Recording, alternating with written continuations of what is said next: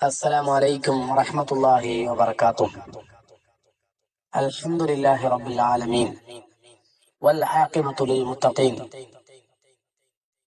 അള്ളാഹു സുബ്ഹാനഹു വ തആല നമ്മുടെ രോഗങ്ങളും വിഷമങ്ങളും പ്രയാസങ്ങളും ഒക്കെ അള്ളാഹു മാറ്റട്ടെ.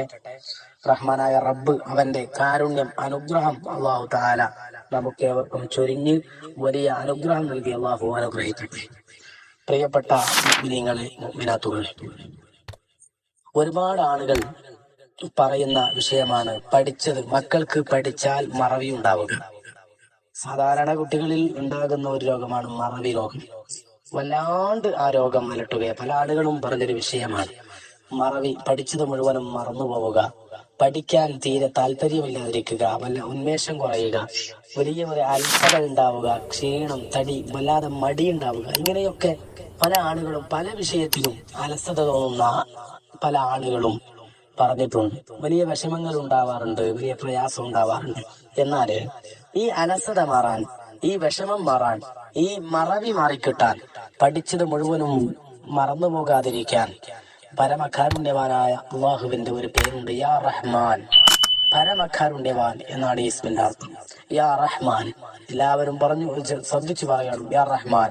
നല്ല ശുദ്ധിയോടുകൂടി, അല്ലെങ്കിൽ യാ അള്ളാഹു, യാ റഹ്മാൻ, യാ അള്ളാഹ് എന്നും കൂടി ചേർക്കുന്നത് കൊണ്ട് വലിയ ഉത്തമമുണ്ട്. യാ റഹ്മാൻ, യാ അള്ളാഹ്. ഏതായാലും യാ റഹ്മാൻ എന്ന് മാത്രം പറഞ്ഞാലും ഈ ഇസ്മിന്റെ ഫലം ലഭിക്കുന്നതാണ്. പരമകാരുണ്യവാൻ എന്ന അർത്ഥം ശ്രദ്ധിക്കുന്ന ഈ ഇസ്മ മറവി, അലസത, അശ്രദ്ധ എന്നീ രോഗങ്ങൾക്ക് ഉത്തമമായ ചികിത്സയാണെന്ന് മഹാന്മാർ പഠിപ്പിക്കുന്നുണ്ട്. ഈ ഇസ്മ എല്ലാ ഫർദ് നിസ്കാരങ്ങൾക്ക് ശേഷവും 100 തവണ ഒരാൾ പതിവാക്കിയാൽ, എല്ലാ ഫർദ് നിസ്കാരങ്ങൾക്ക് ശേഷവും 100 തവണ ഈ ഇസ്മ ഒരാൾ പതിവായി ചൊല്ലുകയാണ് എങ്കിൽ അവർക്ക് മറവി ഉണ്ടാവുകയില്ല, അലസതയുണ്ടാവുകയില്ല. മാത്രമല്ല ഓർമ്മശക്തി വർദ്ധിക്കും, അലസത മാറിക്കിട്ടും, ചെയ്യുന്ന കാര്യങ്ങളിലൊക്കെ വലിയ ഉന്മേഷമുണ്ടാകും, പഠിക്കുന്ന കാര്യങ്ങളിൽ വലിയ ആവേശമുണ്ടാകും, വലിയ താല്പര്യമുണ്ടാകും. ഏതൊരു കാര്യം ചെയ്യാനും വലിയ താല്പര്യവും വലിയ ഉന്മേഷവും ഉണ്ടാകുമെന്നൊക്കെ മഹാന്മാർ പഠിപ്പിക്കുന്നുണ്ട്. അലസത മാറിക്കിട്ടാനൊക്കെ ഈ ഇസ്മ വലിയ പ്രാധാന്യമാണ്.